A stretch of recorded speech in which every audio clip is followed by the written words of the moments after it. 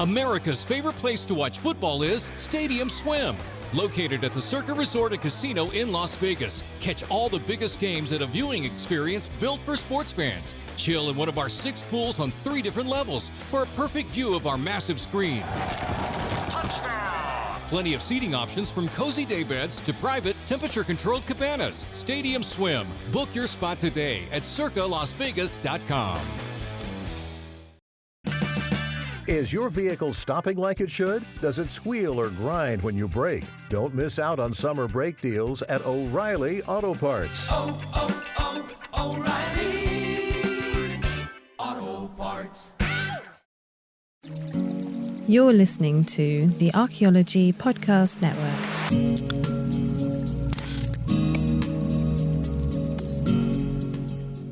Welcome to Heritage Voices, episode 73. I'm Jessica Yaquinto, and I'm your host, and today we are exploring the ethics in experimental archaeology.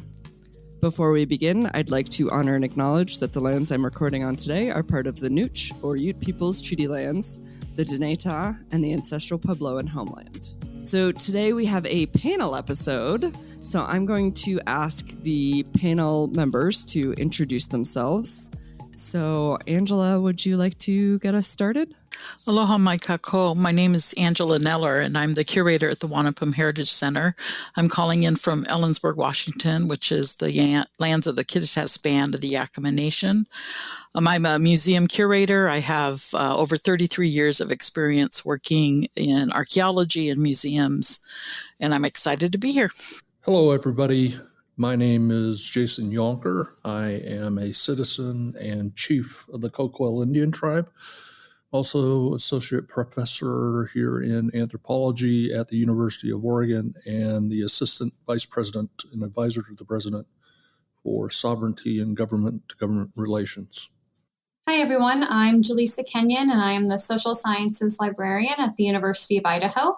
And I am one of 3 co-principal investigators on a Council on Library and Information Resources Digitizing Hidden Special Collections and Archive grant project that's looking at digitizing the Donald E. Crabtree Lithic Comparative Collection in 2D and 3D. Tanse, kisha supernanid zikaton, emeskuchiwaskaigan uchinia, dipimisiwaknia. Hello everyone, I'm Kisha Supernant. I am Métis, and I'm professor of anthropology at the University of Alberta, here in Edmonton, Alberta, on Treaty 6 territory and the Métis homeland. And I also serve as director of the Institute of Prairie and Indigenous Archaeology here at the University of Alberta. Tanse, Larissa McLeod, Nitsigasan, Nia Ocha, James Smith Cree Nation, Igwa Miskwachi, Waskagan. Hello, everyone. My name is Larissa McLeod. I am a member of the James Smith Cree Nation, and I live and work in Edmonton, Alberta, Canada, same as Keisha. And I'm also the Learning Services Librarian at the Alberta Library. Hi, everyone. My name is Marco Seiferle Valencia, and I'm the Open Education Librarian at the University of Idaho Library. I'm also co-creator of the Chicana Pomidraza Digital Memory Collective, and I'm joining you from Moscow, Idaho, which is the homelands of the Nez Perce, the Palouse, and the Coeur d'Alene tribes. All right. Welcome to the show, everybody. Very excited to have you all. Yeah, so, okay. Let's start with the basics. Always a good place to start. And would you mind telling us a little bit more about this project that we're going to be talking about today? Sure. So this is Marco again. I'll dive in with a little bit of background. So this project centers around criticizing, critiquing, contextualizing, reimagining the Donald E. Crabtree collection. So for those who don't know, Donald E. Crabtree is an important experimental archaeologist. He was born in 1912 in Hayburn, Idaho, which is actually not too far from where I'm at in Moscow. And he grew up in Salmon, Idaho. Crabtree is an interesting character in that he is an exemplary flint knapper who is self-taught and went to go on to establish the kind of field of experimental lithic archaeology in academia. He has a kind of romantic narrative around him as an outsider, a self-taught expert, and one that immediately stuck out to me as one that erased sort of indigenous and native context for his work, the collection, his influences, and even some of the holdings. So this project got started at the library. So Jaleesa and I are here on behalf of the U-Idaho Library for this project. I was approached by Dr. Leah Evans-Yonka, who's our third PI on the grant, and she's the collections manager for the Crabtree collection. The collection itself includes his archive, as well as about 8,000 flint knap points. Many of those were created by him. We estimate about 90%, but about 10% of the collection is native or indigenous provenance. So either collected by Crabtree as a surface collection at some point in his life, or given to him by colleagues. So when Jaleesa and I heard about this project, I think we were both immediately keen to think about how do we bring the cultural relevancy and context and sensitivity of this effort up to what we consider a sort of modern contemporary library standard. And we immediately approached Dr. Yolanda Bisbee, who's the executive director of tribal relations here at the University of Idaho. And she gave us the idea of an advisory board. And we kind of took the idea that she had, which was more coming from a traditional archaeological context with a lot of provenance belonging to Native people. And we thought, how can we adapt this idea for this setting? And so I'm going to turn it over to Jaleesa, and she's going to go into a little bit more about our process and thinking, putting that together, and how we got so lucky having this incredible team to help us on this project. Thanks, Marco. Yes, following upon that conversation with Yolanda, as Marco said, we were attempting to create an advisory board that kind of followed a model that the Alfred W. Bowers Laboratory of Anthropology had used, and some of the researchers and faculty across the university had used when maybe working with collections or dealing with topics kind of around these areas. At first, we identified and contacted local cultural heritage experts in our regional area of Idaho. And at the time we submitted our grant proposal, we had 2 or 3 individuals who had tentatively agreed to participate and be on this advisory board. However, after receiving the grant, the original contacts that we had identified were ultimately unable to participate. And as a result, Marco and I spent most of 2021 talking and meeting and trying to reimagine what our advisory board could actually be. And we eventually made some pretty significant changes to our original ask, what we had talked about in our grant proposal. We decided to shift away from asking our board members to create content for our project website, and instead we decided to ask board members to participate in an interview with us for posting on the project website, and then share their perspectives and expertise on topics and issues associated with this project. We also changed our approach to finding these board members by looking towards Native and Indigenous scholars, professionals, and graduate students in a variety of disciplines, including anthropology and archaeology and GLAM institutions, which are galleries, libraries, archives, and museums. The way that we went about identifying these individuals was also pretty unique to what we had heard some of our colleagues had done when trying to form their own advisory boards. We started looking at kind of large professional associations like the Association of Indigenous Anthropologists and the Association of Tribal Archives, Libraries, and Museums. We also identified researchers who had taken a critical perspective to examining these types of topics in archaeology and anthropology and in libraries and digital humanities.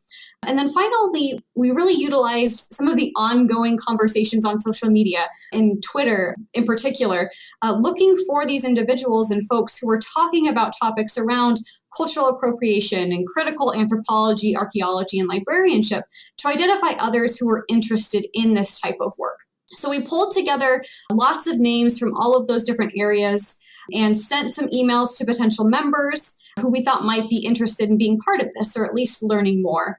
We introduced the project, talked about our ideas for the type of work they would do and their time commitment during the 8-month service on this board, and then shared some more details about our $2,500 honorarium for each member. We really wanted to make sure that our board members had a chance to ask questions before agreeing to participate. So Marco and I held individual Zoom meetings with everyone who was interested, giving them the chance to ask any questions and learn a bit more about the project. So as of fall 2022, we now have 7 amazing members of our advisory board, and we're really excited to be working with them. We have maintained an open spot on our board for a regional cultural heritage expert, if an opportunity does arise in the future to work with someone who is more local to our geographic area. Great. So For those of you that are here on the advisory board, let's start with what made you interested in being part of this project.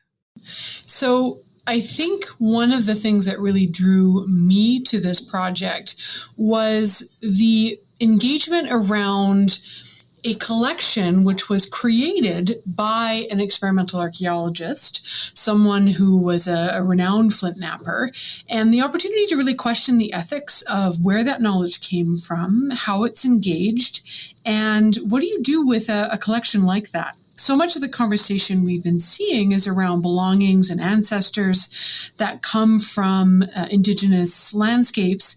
But here's something that represents Indigenous knowledge that's being produced by a non-Indigenous flint knapper. And I hadn't really seen other opportunities to really engage with the ethics of that and what does that actually mean. So as an Indigenous archaeologist myself, I was very curious to see what kind of conversations would come out of this engagement and to work with other folks who bring different perspectives to a collection like this. You know, I'll definitely echo Keisha on that. A big part of what drew me was actually the concept of being able to have some conversations with other folks that were on this board and to really dig into the ethics around a collection like this. You know, that was really fantastic. Also for me, well, I'm a librarian now, you know, my bachelor's degree, I focused on archaeology classes as part of my major. So to me, it really felt like an opportunity to give back to the field and to really try and apply some of what I had learned in librarianship, where we talk about access to knowledge and how do we effectively cite knowledge? How do we ensure people are critically accessing information and that they understand the context that the information exists within? All of those felt like pieces that connected very well to this project. And so I was really excited at the idea of trying to kind of bridge some of my newer librarianship knowledge into some of this experimental archaeology, digitization, ethics questions. It just sounded like a really cool conversation to be a part of. Yeah, and I think along those lines too is this idea of how do we bring Indigenous voice out more in the science and the process of archaeology. There seems to be such a focus on individual knowledge, individual work, and not really understanding the bigger context that people work in and understanding the contributions that folks that came before who are Indigenous, who built and the sites that people are working in or develop the knowledge that's trying to be replicated through experimental archaeology, to give them that voice in the process as well. Hello, everybody. My 2 cents on all of this is that whenever there are Indigenous displays, there are lots of ethical considerations. And when there are replicated displays, there's even more ethical considerations that need to take place. There has to be community involvement, mostly tribal involvement. The narrative needs to be reasonable and not supplant a Native American narrative. All right. Okay, so we are at our first break point already. It always flies by so fast. So we will be right back here in a moment. There's sports betting, and then there's Circa Las Vegas, an adults-only sports watching nirvana. Now you can watch up to 19 games at the world's largest sportsbook on a 78 million pixel, 3-story mega screen. Plus, it's always spectator season at America's largest pool amphitheater, Stadium Swim. Stadium Swim is open 365 days a year and features all sports on an epic 143-foot screen. Book your reservation at circalasvegas.com. Circa Las Vegas. This is sports the way it should be. Save on O'Reilly Brake Parts Cleaner. Get 2 cans of O'Reilly Brake Parts Cleaner for just $8. Valid in-store only at O'Reilly Auto Parts. O'Reilly Auto Parts. All right. Okay, so we are back from our break, and I just want to dive right in and let's talk about some of these ethical issues that you all mentioned. Let's say you're an archaeologist and maybe you never thought that there would be ethical issues involved in experimental archaeology, or you're a museums person or collections. What would you tell that person that never made the connection that there might be ethical considerations to think about with this type of work? I might get us started, if that's right with everyone. I know when I first started having these conversations around this particular collection, it really did raise a number of things I hadn't explicitly considered before about experimental archaeology. I actually took an experimental archaeology course in my master's, and a lot of us made items from particular Indigenous contexts, but we never considered them to be Indigenous knowledge. And yet, of course, they were. Like, I was making stone beads and my friend was making bentwood boxes. These are from particular places, Indigenous contexts that need to be recognized and understood. And when we specifically come to flint knapping, for me, that's very clear when you have predominantly white men making items that are reflective of, 10,000 or more years of Indigenous history in the lands we call Canada and North America, without any consideration of the fact that that actually is Indigenous knowledge. It raises all kinds of ethical considerations. And I often liken it to the conversations in art right now about appropriation. So there's particular Indigenous artists and creators who have their work stolen and taken up by other people, non-Indigenous people. And in many ways, you can draw similar connections with the way that experimental archaeology takes Indigenous knowledge without recognition of the fact that it is Indigenous knowledge and belongs to particular places and nations. Does anybody else have anything that they want to add there to what Keisha was saying, or any other ethical issues? Sure. I definitely think Keisha's covered a lot of it. And, the only other thing that I would also add is also thinking about the relationships that surround some of that knowledge gathering and knowledge interaction that we have. In the past, Western academia has been really great at taking knowledge from Indigenous peoples, and we see that in fields well beyond even archaeology. We see it in pharmaceuticals, we see it, in technologies that we use. And I think that this is really trying to look at better ways of engaging with the people and the knowledges and having it be a much more holistic relationship.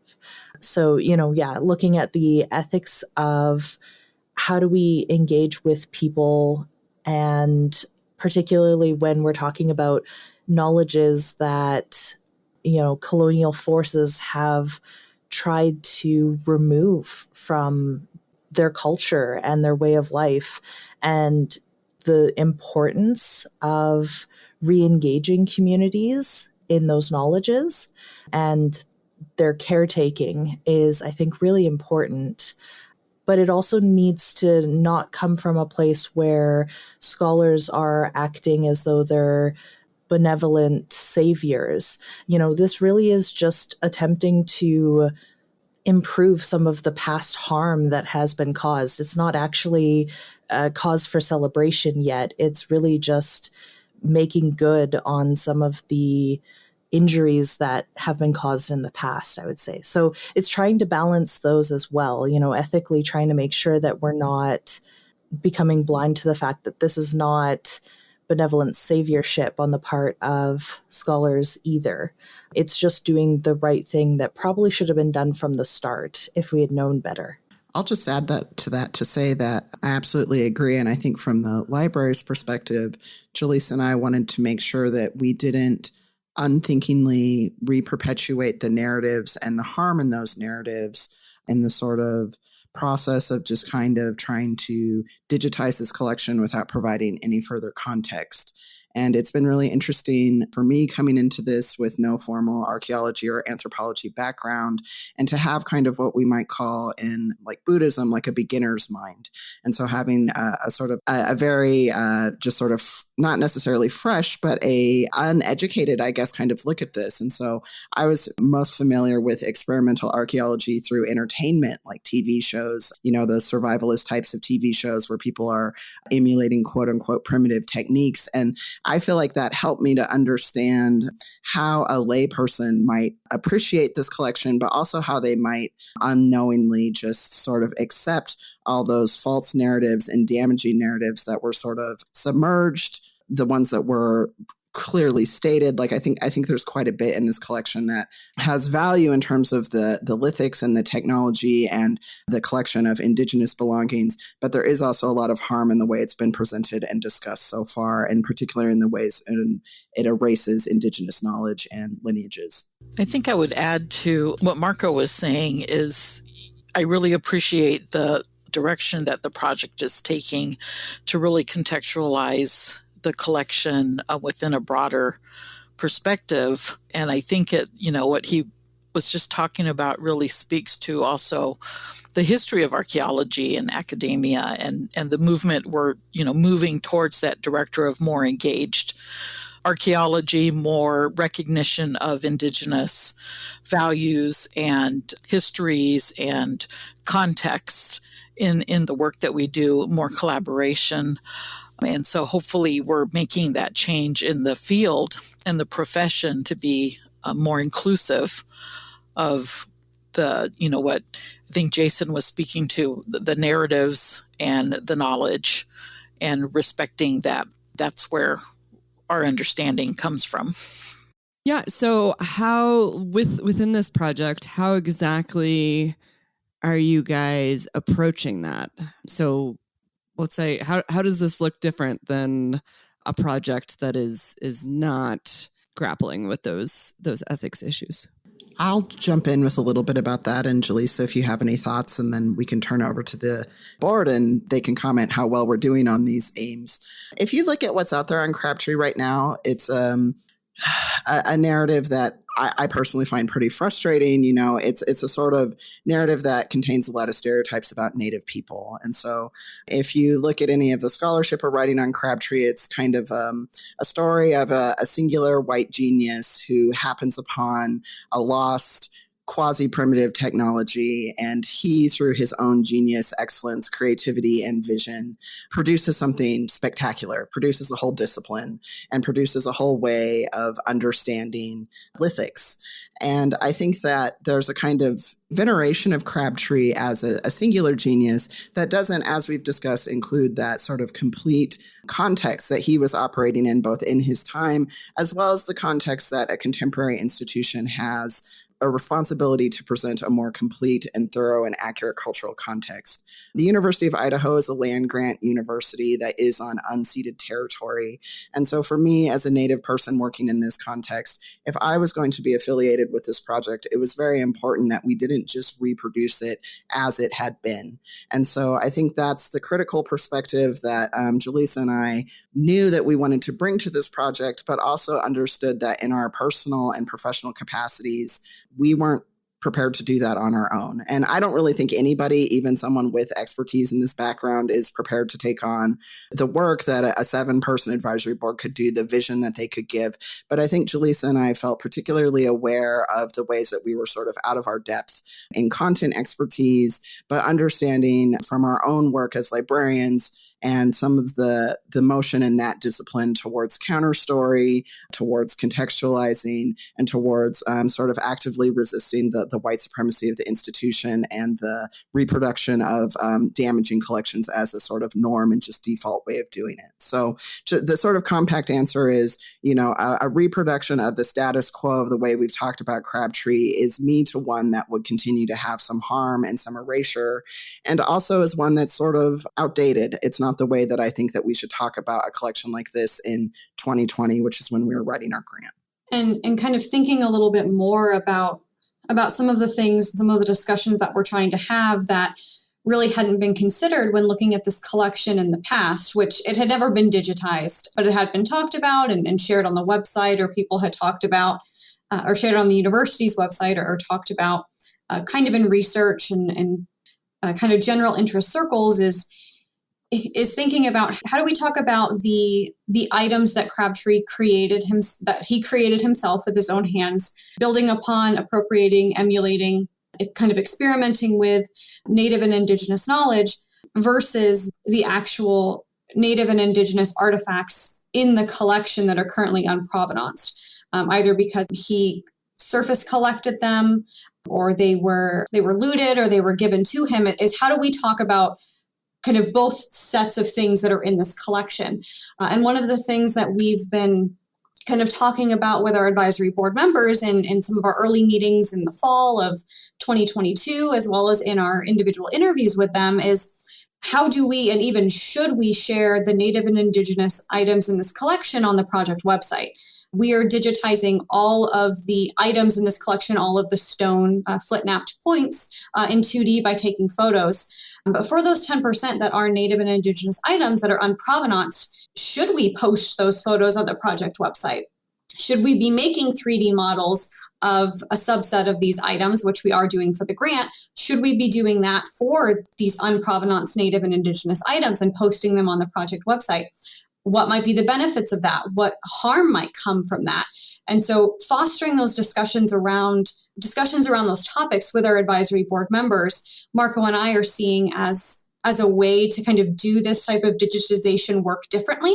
And even if we don't come to a clear answer, to at least have those discussions and then come away with a decision that for right now makes the most sense to try to minimize as much harm as possible when working with this collection, knowing full well that in the future, maybe partnerships with some of our local and regional Native and Indigenous tribes might come to a different conclusion. Maybe they would want things like that posted on the website.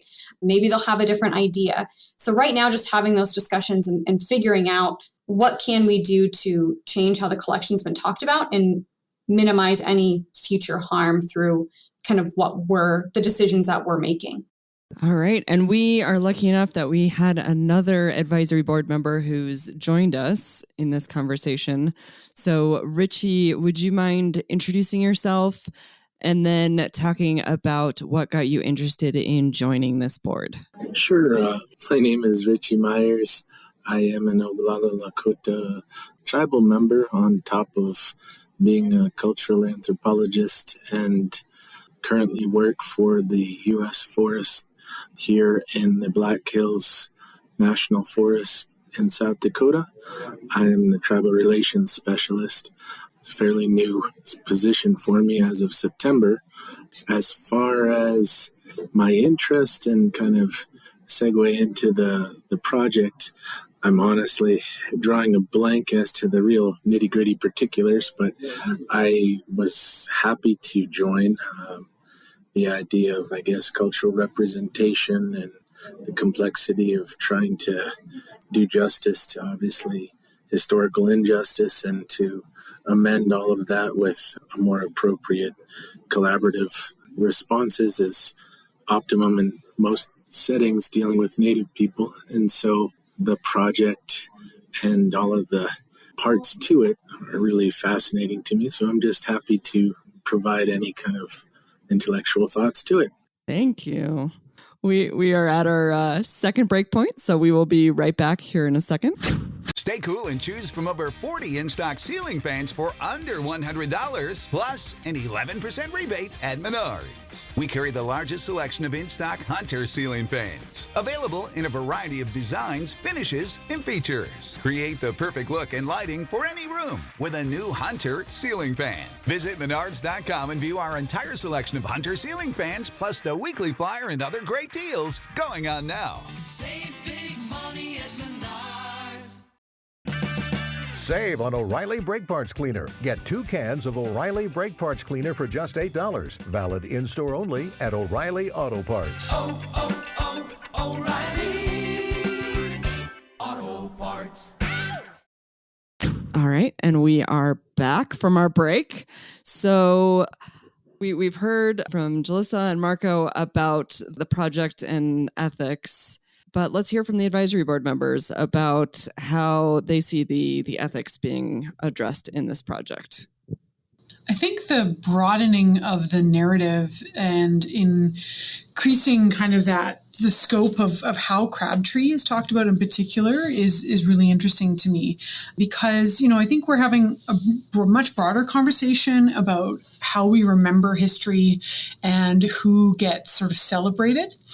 And it's not a matter of, erasing that history, of course, but it is a matter of actually engaging with not just the, brilliant genius that was Donald Crabtree, but also the appropriation of and erasure of Indigenous knowledge, both by him, but also by the discipline of anthropology more broadly, which is based, at least in North America, on the premise that as Indigenous people, we wouldn't be here anymore. So they had to collect as much as they could about our culture and ways of knowing, because we were going to be eradicated or assimilated. And so for me, this idea of really broadening the conversation around experimental archaeology collections, also around digitization, because we're seeing a big push toward that in many places. And this assumption that it's sort of a neutral thing to do. We're just going to make it more accessible and we're going to create these. But what are the ethics of creating a representation of something that it has appropriated Indigenous knowledge? I think that's a really important conversation that stretches sort of far beyond experimental archaeology into all kinds of different collections and materials, so that Indigenous voices and ways of knowing can be brought back in and in many ways centered around a lot of this. So for me, that's what sets this apart in many ways. I know for me, I was really excited to see the advisory group had kind of a good mix of, it wasn't all people from one area or even from only, archaeology focused scholars. And I think that's really great and neat, especially when we're trying to tackle these kind of bigger ethical questions and we want to start that conversation.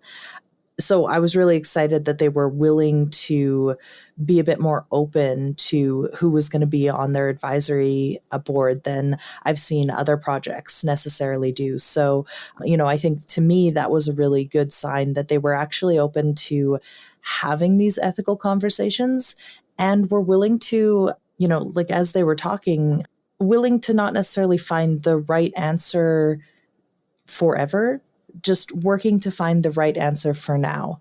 And when we talk about ethics, I think that's a lot of times where it has to fall. We can figure out what the best thing to do now with what we understand and the technology that we have and the relationships that are built. We can do what is best to do now, but being open to things possibly will change in the future. And I think the fact that they're coming at this project with kind of an eye out for how this is going to develop in the future and other questions or changes that might happen in the future, to me, that's a really important position to take when you're dealing with these kind of grayer ethical questions and trying to change the status quo of how Indigenous knowledge has been treated. So thinking about that, does anyone have a vision for where they would like to see this project go, or, kind of next steps or really taking it to the next level or anything like that? I can share a little bit about from the project's perspective, just briefly.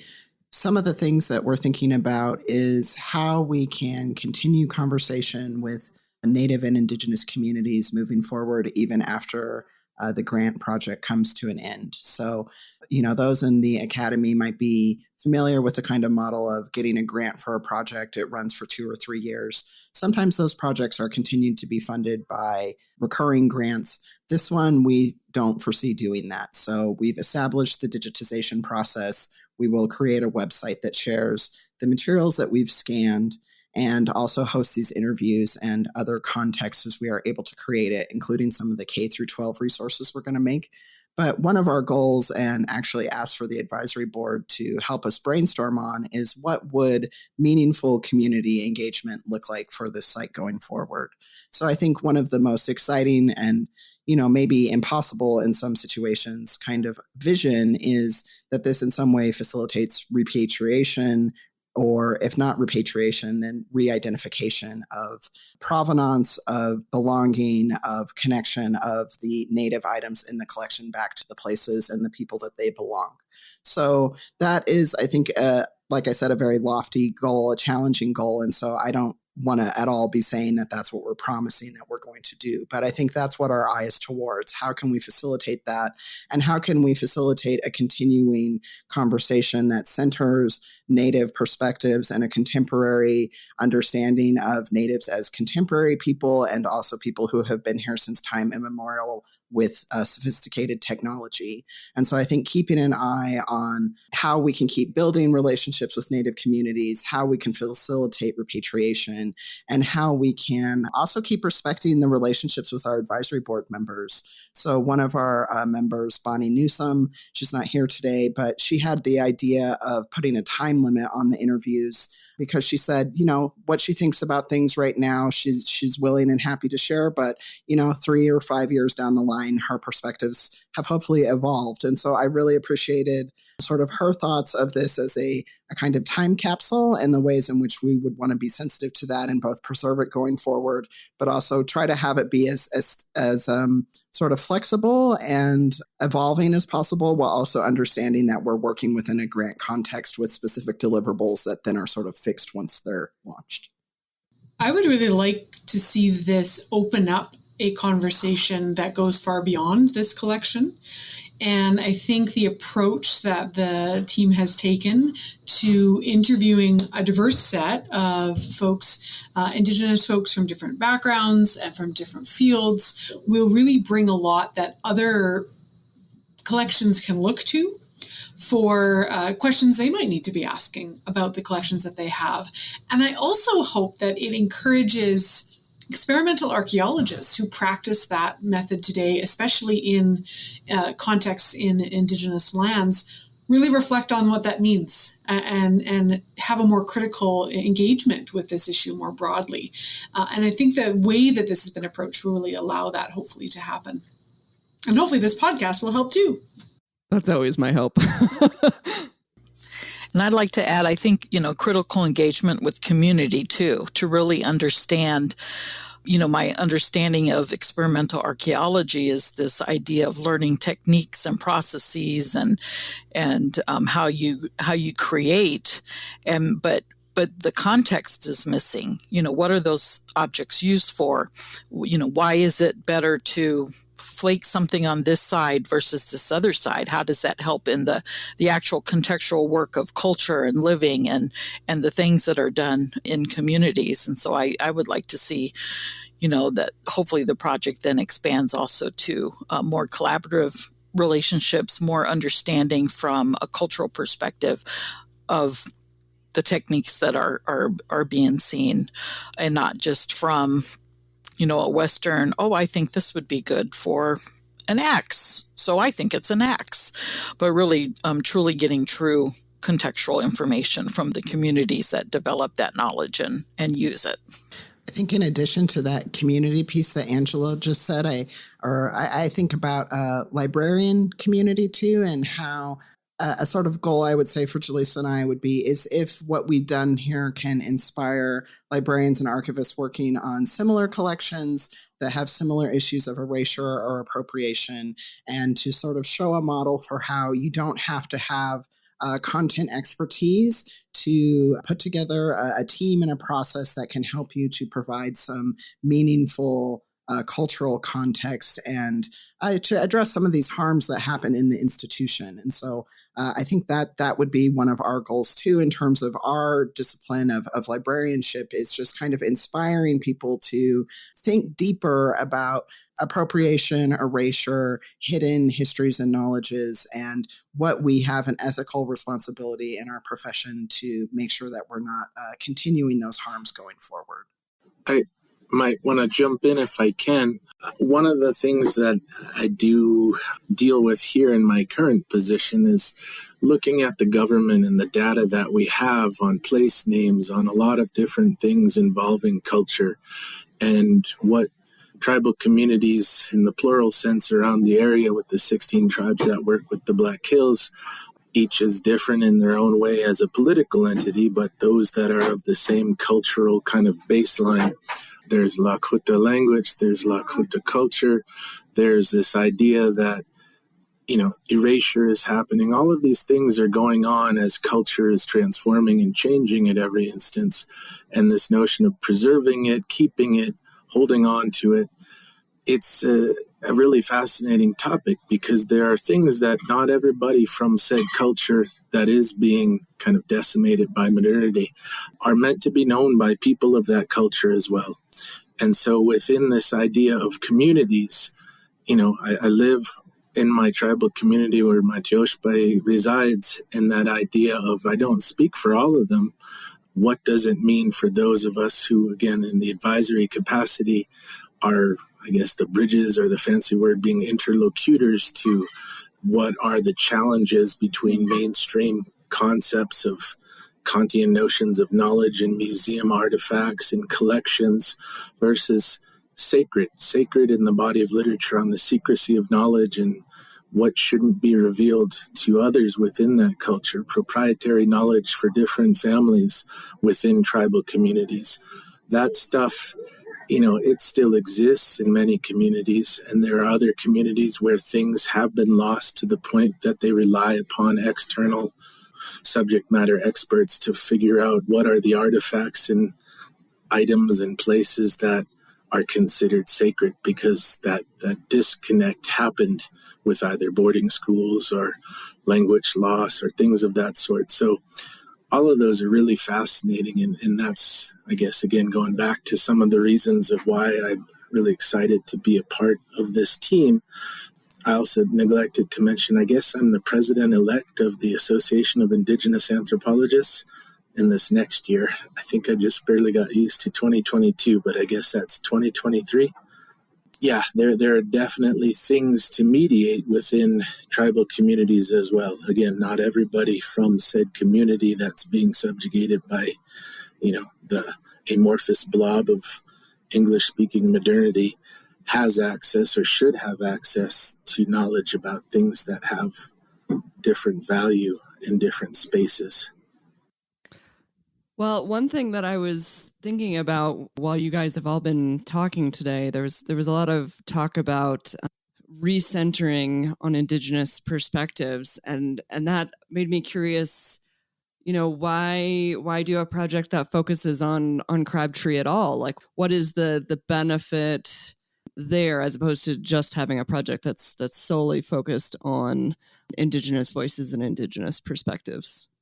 If I could chime in, first of all, I know Marco will probably have a really great answer for this project in particular, but hopefully to kind of set the stage, I just wanted to give my 2 cents on that, where, especially because we are looking to diversify fields and have people with differing voices, but that's still an ongoing process. Quite honestly, a lot of archaeology still looks more like Crabtree than it looks like, say someone like me. So I think there's actually a lot of importance and power in engaging with collections like this because, hopefully experimental archaeologists or other folks in the, especially social science fields, they can kind of see themselves and see the position of traditional academia power that they might hold, and they can start to question how they can use that, position in academia or the doors that are open to them to try and bring in other voices that have been left out, or to make some different ethical decisions than have traditionally been made. I think it's great that this project really does center on Indigenous voices, but engages a collection that is much more like the majority of archaeology still. I would really agree with what Larissa was saying, and I think we have to reckon with the past and ongoing colonial nature of archaeology and related disciplines. And we can only really reckon with that in relation to the non-Indigenous people who, took our knowledge, incarcerated our ancestors and belongings in institutions. And while there is a essential space for Indigenous-centered and Indigenous-focused voices, we can't also just move to that without engaging this, history, but also something that continues, as Larissa rightly noted, in the present. And we're not at a place yet where it can only be Indigenous voices. And I hope someday we get to a point where it will be different. But we need to do this work of undoing before we can create that different vision of a future. I think those are really great answers, and I think this is a really great question. I mean, at a core level, my most honest answer is it pains me to think about if our grant proposal was competing directly with a really positive Indigenous-based collection led by Indigenous researchers, and our grant was selected over that grant. To me, that is one of the harms, I guess you might say, that's kind of baked into the institutional model of competition for grants, of scarcity of resources, of the way that basically Native and Indigenous people and belongings are still being minoritized and marginalized, including on budget lines, right? Having to even compete for grants instead of universities saying like, oh my goodness, our obligation is to pour money into repatriation. So I think at that core level, it's a valid question. I think there's some interesting things about the Crabtree collection in particular that add some even further nuance to this. So thinking about that, Crabtree is incredibly important in the field of experimental and lithic archaeology, and I'm speaking outside of my experience here, but what I have learned through the process of this project is his importance in establishing the field. I have a more formal background in photography, and I think of someone like Edward Curtis, who took a lot of photographs of Native people and established, frankly, some of the visual stereotypes that still persist to this day. There's an argument that we could say against, well, we shouldn't pour resources into digitizing and reunifying Edward Curtis photograph collections. And I would agree with that, especially if it's at the expense of preserving or digitizing Native belongings in collaboration with Native nations and people. However, at the same time, these collections exist and contain valuable information that Native people have then gone on to use in their own context, as well as, what others have alluded to already in terms of expanding and broadening the conversation in the discipline in the first place. There's also something really ethically interesting to me about the fact that 90% of this collection, we're using a rough estimate there, is created by Crabtree that presents a unique opportunity for archaeologists and anthropologists, in my opinion, to have a collection to work with that is not stolen belongings, that does have a provenance of being created by someone, even if outside of Native culture. And the last thing I want to mention, and I'm hoping perhaps Angie can round us out on this, is Crabtree established a lot of field schools and went on to train many Native people in flint knapping. And so Crabtree is himself an important part of many people's story of how they do flint knapping, including in culture. And so I think we need to have that kind of nuance when we think about Crabtree. He's someone that has so much influence both in the academy and also in flint knapping community and also in Native community. And so to me, this project, since it gives us the opportunity to talk about all of this, that's the kind of value that it adds, and my sort of longer form response to that question of like, why even do this at all since there's harm kind of baked in. I guess a final thought that was going on in my head is often, when I'm dealing with the politics of in between, so to speak, and the liminality of dealing with tribal communities and perspectives, or the government as a kind of looming ominous representation of the other, who's otherized and what that means becomes a very rigid binary of this is Indian, this is not, this is pro-Indian, this is not. Seemingly that seems like the DC world of attorneys and policies, but at the same time, I guess what I appreciate about both anthropology and social science in general is the notion that we're doing interpretations and rendering reality not between clear-cut binaries of us versus them. I don't want to learn your Western ways. And that concept of saying, so is math Western? Is calculus Western? What does it mean to make such grandiose claims? Those are often things that, I guess, hinder the collaborative work that could be done with people exploring kind of cultural boundaries.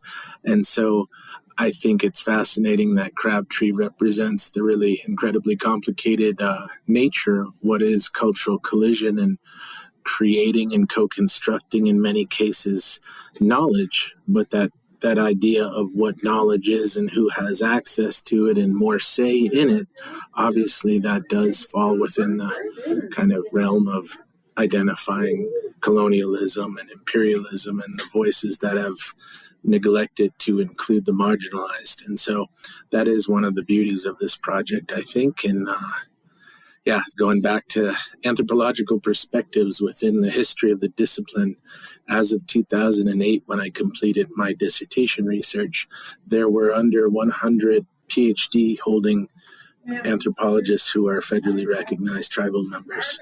Perhaps the number has risen a slight bit, but going back to the days of Ella Deloria working for Franz Boas, she achieved a master's, but wasn't given the access to inserting the doctoral type narrative of those who are in the scholar category.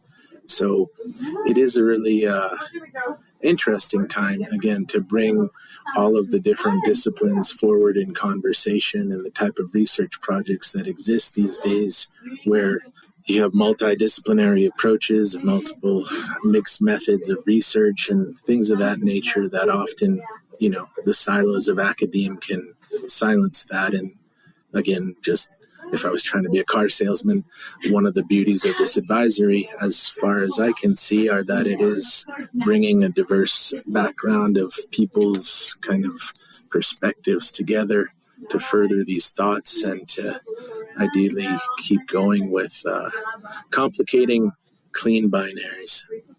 All right. Well, such amazing people on this panel. I could definitely talk to each of you, and as a whole, a lot longer, but sadly we are at our time. Hopefully we get to have some of you back again in the future. Keisha, hopefully we get a fourth time sometime in there, but yeah, thank you so much, everybody. And I really appreciate your time and your efforts. Thank you. Thanks for having us. And thanks to this amazing advisory board for collaborating with us on this project. Yes, thank you. It was great.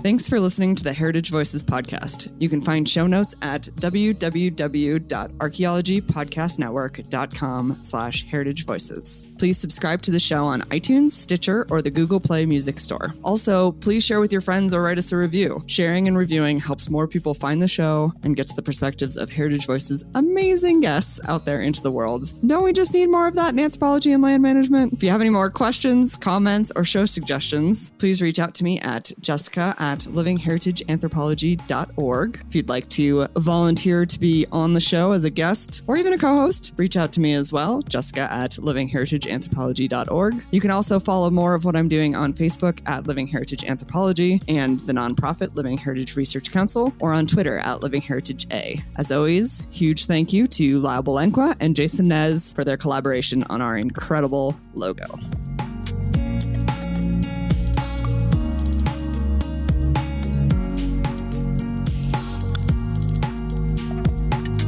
This episode was produced by Chris Webster from his RV traveling the United States, Tristan Boyle in Scotland, DigTech LLC, Culturo Media, and the Archaeology Podcast Network, and was edited by Chris Webster. This has been a presentation of the Archaeology Podcast Network. Visit us on the web for show notes and other podcasts at www.archpodnet.com. Contact us at chris@archaeologypodcastnetwork.com. America's favorite place to watch football is Stadium Swim. Located at the Circa Resort and Casino in Las Vegas. Catch all the biggest games at a viewing experience built for sports fans. Chill in one of our 6 pools on 3 different levels for a perfect view of our massive screen. Plenty of seating options from cozy day beds to private, temperature-controlled cabanas. Stadium Swim. Book your spot today at circalasvegas.com.